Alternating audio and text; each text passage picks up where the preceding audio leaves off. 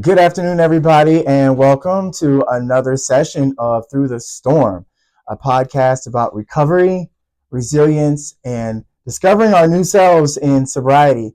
I'm here today with a guest friend who also is guesting me, hosting me in her new facility here, Sara Szelagowski. Sara, thank you so much for having me and being on the show today. Oh, thanks for coming out. Absolutely. So good to see you doing what you're doing too. Thank you. Thank you. You're an inspiration. Yeah. Yes, today, before we get into the conversation, I just wanted a little plug here. We do have a Gmail account, so you guys can get in touch with us. Reach out to Stand Strong TTS. That's Stand Strong, capital T, capital S, at gmail.com. So you can get in the conversation and perhaps something that concerns you, we can talk about on the show here today.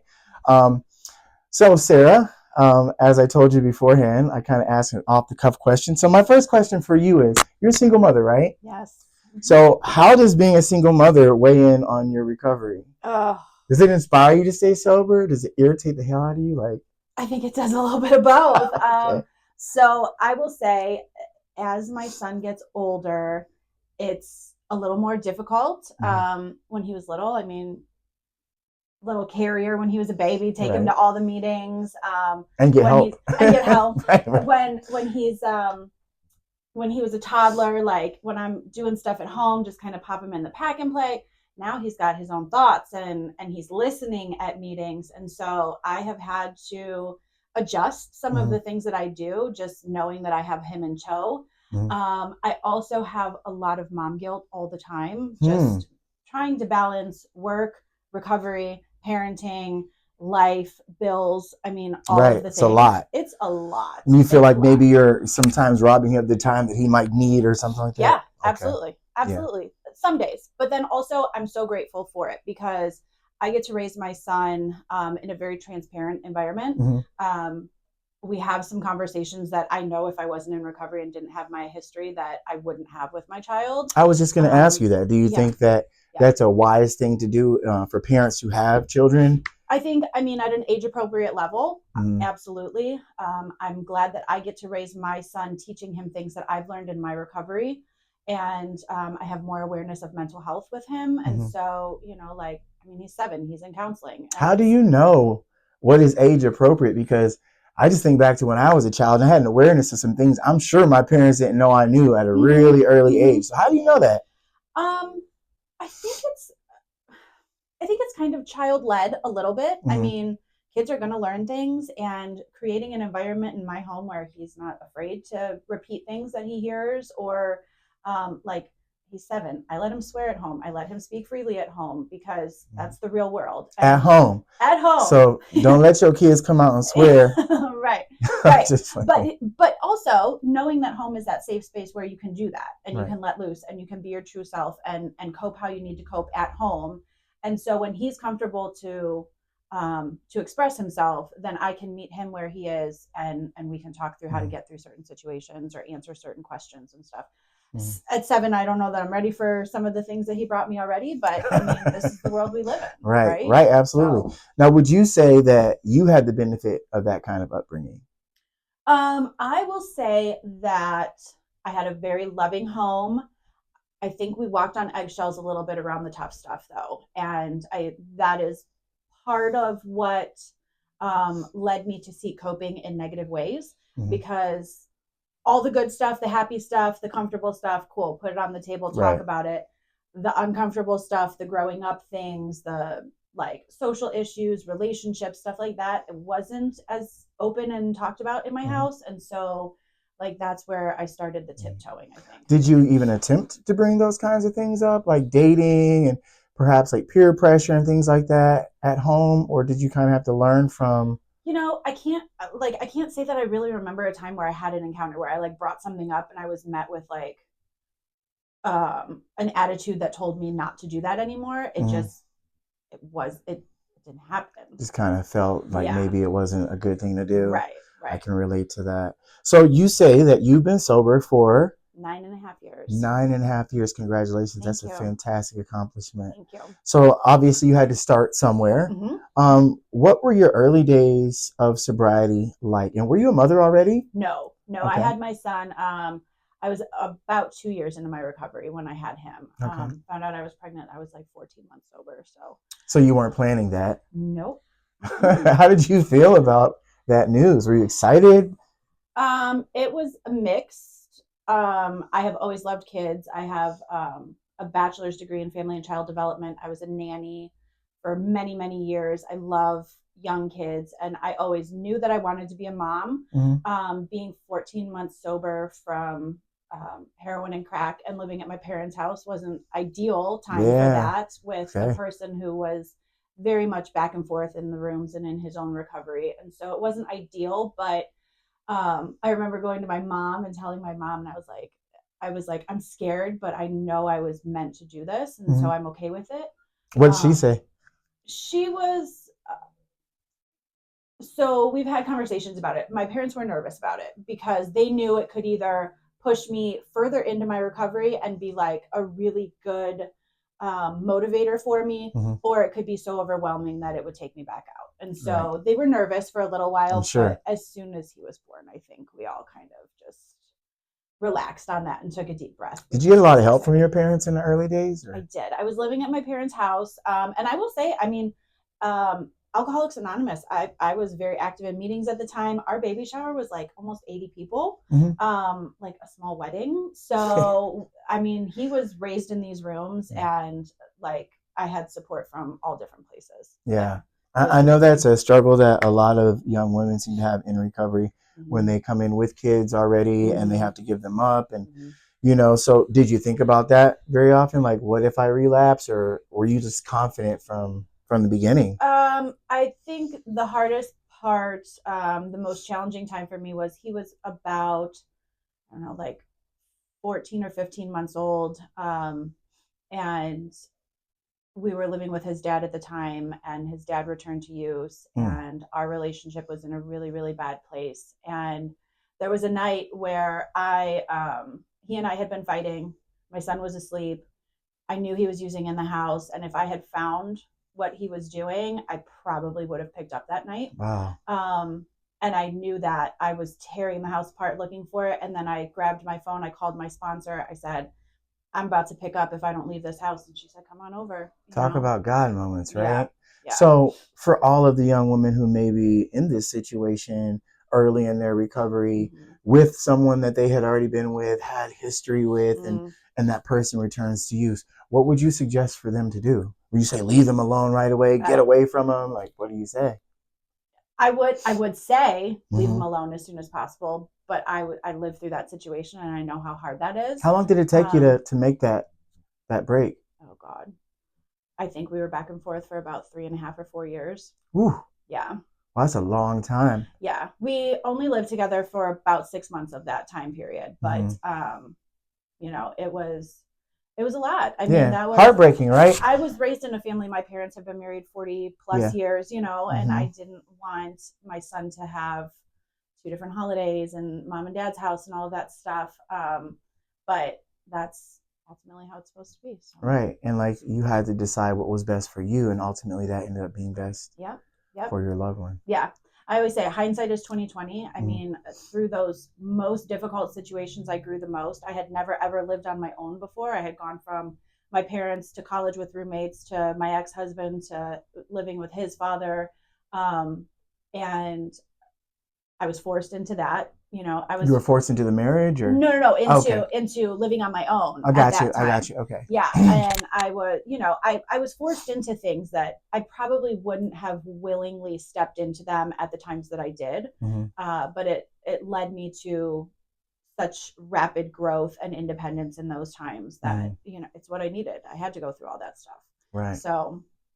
Yeah. Are you a first timer? Like first time you're exposed to AA? No. Okay. No, I did a couple rounds of it. So I was married before, and my ex-husband had substance use issues as well. He did some AA meetings. I went to a couple with him. What did you think about it initially? I didn't think it was for me. It was for him. Did you think it's a cult? Did you think that too, or no? I didn't no, really not so think much. It was a cult. I thought it was kind of neat. I've never been like a super social person. I'm not one to go out and hang out with people. So I thought it was kind of cool. Like for the social aspect. Mm. And then the program like never resonated with me. In 2014 was the first time that I tried recovery for myself, going to meetings. I was in IOP and all of that. Cool, it's great, but it's for alcoholics, and I liked heroin. And so my counselor kept getting me, she's like, you're an alcoholic. It Mm. doesn't matter what your drug of Mm. choice is. And you know what? I'm sorry. I have to interject right there because I remember a terrifying experience the first time I went to an AA meeting. Yeah. And they said, is this your first time at this meeting or first day or whatever? And I stood up with all the courage I could muster. I'm like, my name is Jay and I'm an addict. And like, got a couple of like random claps, and then a few people like ushered me out and like, you need to go upstairs to NA. You know what I mean? Right. And I stumbled around in NA for like 15 years until I had an AA sponsor tell me that it didn't matter what substance I was using. I did NA in 2014 as well for a little while because I was like, oh cool, these are my people. But also in NA, I was like, I don't know, are they like still drinking? Can I still drink? And that's what ultimately like took me back out. I drank on New Year's Eve and then just for me it was too many motherfuckers. Yeah. You know what I mean? I don't mean like literally like too many motherfuckers. I mean like they always say motherfucker, motherfucker. You know? But I love NA because they did give me my beginnings and my introduction. Yeah. I went to NA with like a younger group and I think they were all just doing their thing, you know? So I didn't really understand it. And then in 2015, I got arrested. I was at Matt Talbot for Women. We had people coming in to do AA meetings then, and I started resonating with it more. And then the summer of 2016, I went to meetings all the time, and I really just and that was the year that you got sober and stayed sober, right? Yeah, 2015 is when 2015. Okay, fantastic. Project White Butterfly, and like we have a white butterfly right here, right?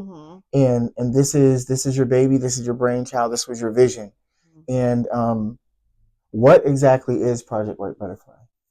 So first, I don't think it was like my vision. Okay. I didn't have an idea of what was going to happen when this started. In 2018, my son's uncle died from an overdose, and the day he died, there was a white butterfly flying around the yard, and I had watched his uncle really struggle like the couple months before he died. And so that day when I saw that butterfly flying around, I was just like, you know what? He fought so hard while he was here. That's him. Like he got his wings. It's all good. And from that time, the white butterfly was meaningful to my family. My son was little at the time, and whenever we would see a white butterfly, he would like throw kisses up to the sky and stuff for Uncle Justin.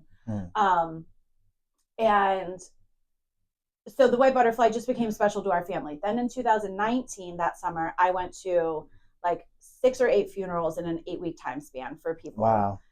It was horrible. It was awful. I mean, that's where we were all doing or where we were all going that summer. And some friends and I, by the end of that summer, we were just pissed. Like people keep dying. There's all these resources out here. Why are people not getting there? Why are they not doing this? Why is this not working? And that's when I started kind of leaning into harm reduction a little bit more and like meeting people where they are as a practice rather than. So when you say harm reduction and meeting people where they are as a matter of practice, for those people that aren't quite as knowledgeable as to what that means, what is harm reduction? So at the time in 2019, to me, it was, I don't care if you're still using, I'm going to show you that I still care about you and that your life is important.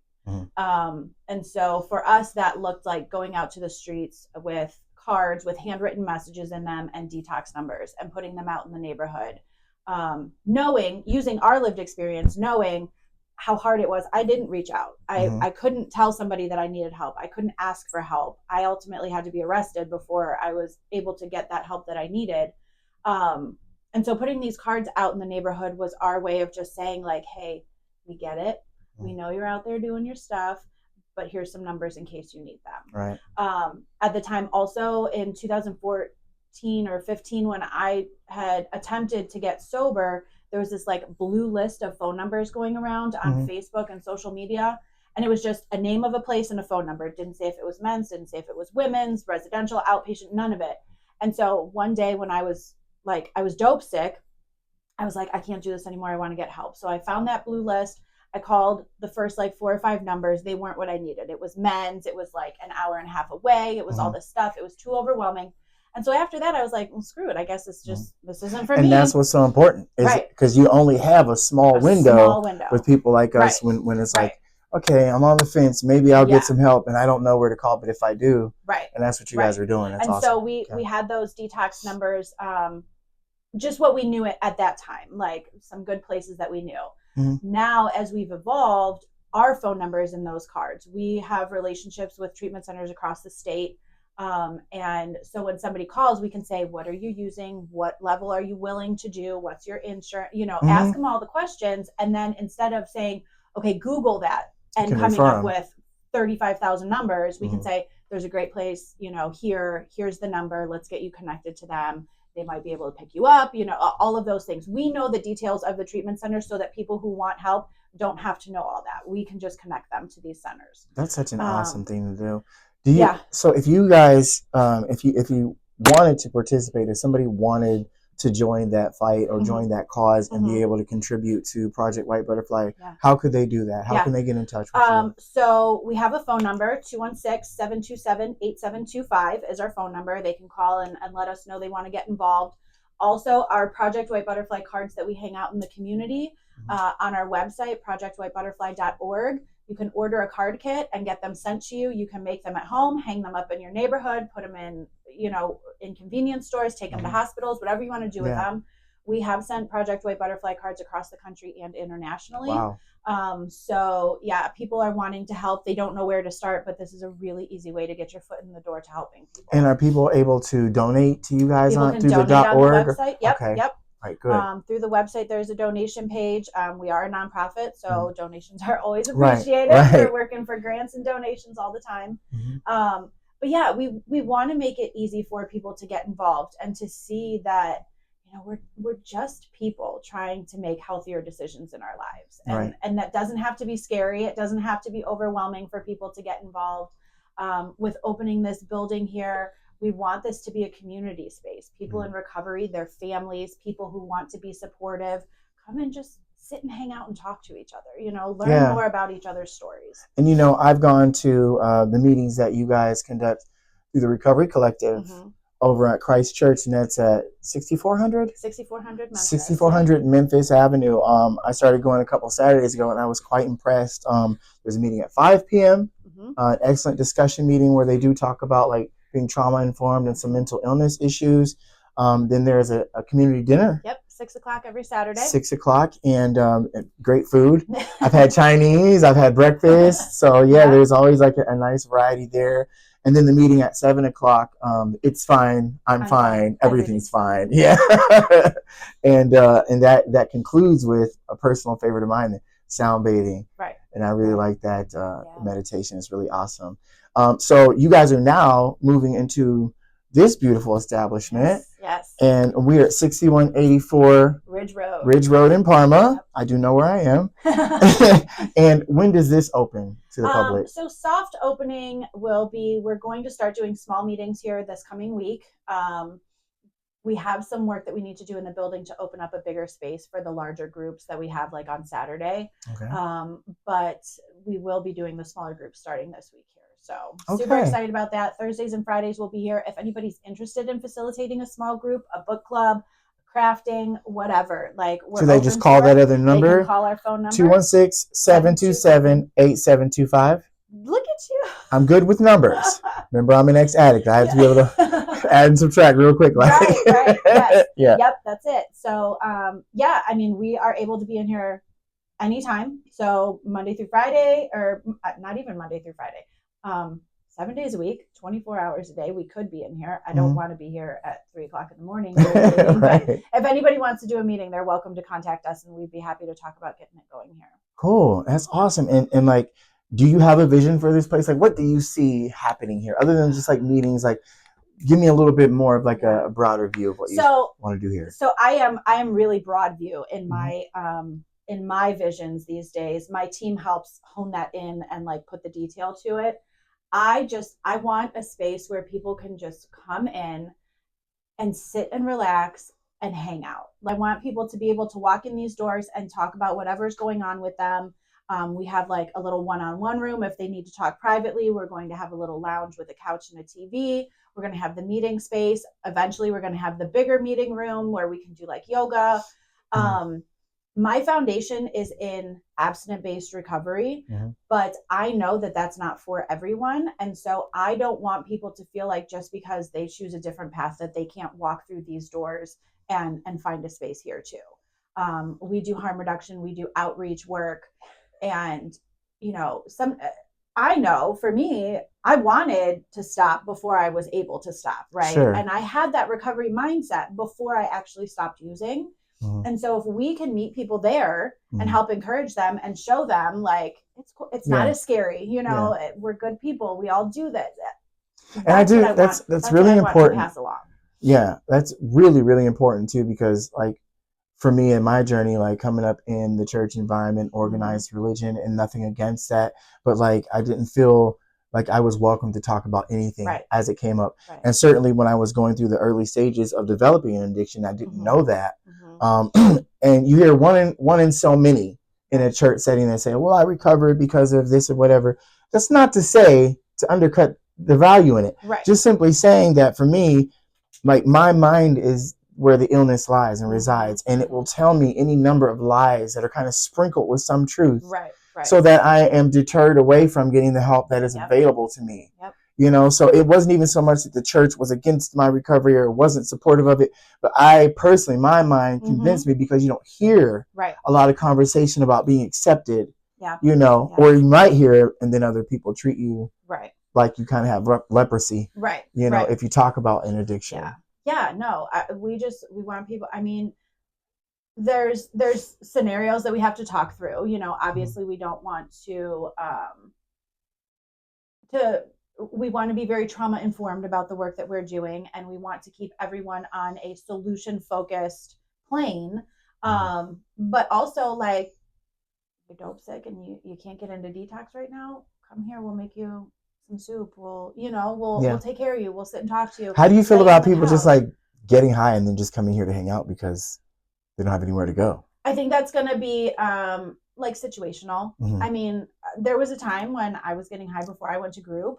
I think it just has to do with how are you acting here? Are you engaging in a positive way? Are you hanging out here and talking to people about how dumb all this is? And I think it's gonna kind of be case by case. But we don't want to turn anyone away. For sure. But we also have to respect other people's recovery. So it's gonna be a learning process, and we say this all the time to like our people that we have working for us now. We're learning as we go. So there's going to be situations that we haven't encountered that we're going to have to figure out how to deal with. And we want to keep it as neutral and welcoming and safe as we can for everyone. I love that. I heard you talking about some individual peer support going on here. Can you tell me some more about like what that looks like? Yeah, absolutely. So we have a lot of certified peer supporters. I think 1, 2, 3, 5, 6. We have one family certified peer supporter as well now. And so one-on-one sessions with people just to work on goal setting, individual recovery process, wellness plans, things like that. We do not provide transportation though. So a lot of people is that something maybe in the making, or? I'm not sure. A lot of people look for or associate peer support with, oh, my peer supporter is going to take me to a meeting, right? What we want to do is we want to help build people up so that they are building their support network and getting those rides. So let's walk you through the process of getting your provider ride through your insurance, or let's talk about what people you have in your life that might be able to provide you with that ride. And we want to help foster empowerment, independence self-efficacy, for people, and advocacy. And get people really working on things. I mean, this is life. Like we gotta learn these things at some point, right? And so who better to do it with than someone who is in recovery and understands the challenges. We know a lot of that's overwhelming. We do give out bus passes to people who do their peer support sessions. They're all day bus passes. So it's going to get you a couple of rides in that 24-hour period. So we can help out that way in the beginning and make it a little easier. And then let's work towards, the next step. Now, is Project White Butterfly partnering with other nonprofits? Are there recovery nonprofits or things like that within the community? Yeah. So our number one that we work with Thrive for Change. That is a harm reduction nonprofit. They provide us with our Narcan and the supplies that we give out at outreach, which is fantastic. They, again, nonprofits work on grants. They have the grant for the Narcan, and we do a lot of referrals to them for people that we see at outreach who are still actively using, so that they can connect with Thrive for Change for a lot of the resources that they may need still. We do work with, oh gosh, I could go down a list. Renee Jones Empowerment Center, that focuses on human trafficking victims. We do outreach with them. We have collaborated with Stella Maris a lot in the past. Shout out. There's a lot of places that we do That's lot good. of collaborative work with. That it's important, right? We want to bridge those gaps in between services and not be having places working so siloed and individually. Right. That's a bad thing when organizations that can be so useful and so helpful are more competitive. Right. You know. Right. There's no instead need of collaborative. That's one of the most annoying things to me in this field. Like, there is no need to be competitive. There are plenty of people out here. Plenty of suffering. Help, right. So we want to be that organization that helps bridge those gaps in between places. Oh, you're going to detox soon, like in 2 days, give us a call. Like, we will talk to you for those 2 days. Give as many times as you need in those 2 days. And then you go to detox. We might ask if you're comfortable, sign a release so we can call and check on you while you're in detox. And then when you get out, hey, you got a couple days before you're going to residential. I hate when places do that, but it happens. You got a couple days.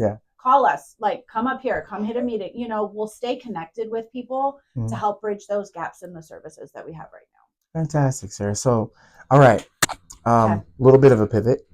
So, obviously, Project White Butterfly, nonprofit, but it is a business, right? What do you say to the skeptics, the people that seem to be very cynical sometimes about people that may be ambitious or people that are entrepreneurial? How do you address that kind of paradigm, that mindset that isn't trusting, because it's like, well, they're just like any other business. They're concerned with the bottom line. I just become a number to them. Right. I would say come here, walk through our doors and see if you feel like a number, first of all. Our staff is all in recovery. Our staff has all been through it. We are out on the streets doing outreach work.